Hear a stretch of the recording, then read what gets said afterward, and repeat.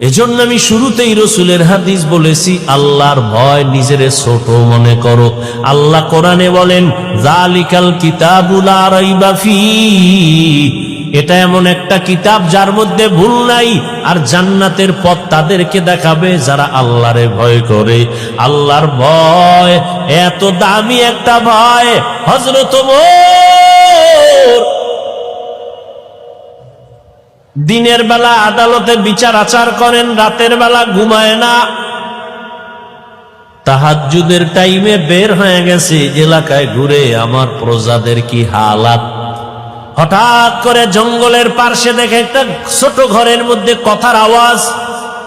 ওমরে ফারুক রাদিয়াল্লাহু তাআলা আনহু গোপনীয়তা রক্ষা করে আস্তে করে ঘরের পার্শ্বে দাঁড়ায়, শুনে মা আর মেয়ে কথা বলে দুইজনে।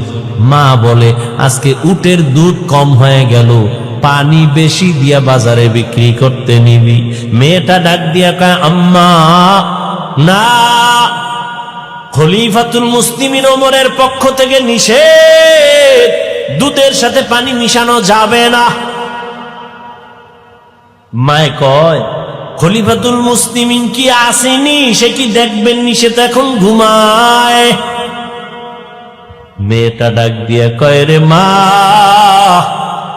খলিফাতুল মুসলিমিন যদিও দেখবে না, আল্লাহ তো দেখবেন, ফাঁকি দেওয়া যাবে না।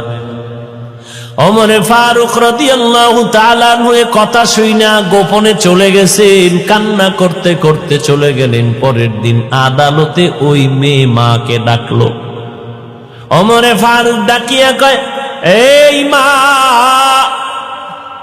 তোমার কন্যাটার এত সুন্দর বিশ্বাস আর আল্লাহর ভয়, এই জমিনে এত তাকওয়াওয়ালা মেয়ে পাওয়া বড় কঠিন। মা, তুমি যদি রাজি হও, আমি ওমরের ছেলের জন্য তোমার মেয়েটাকে বিবাহের বন্ধনে নিব।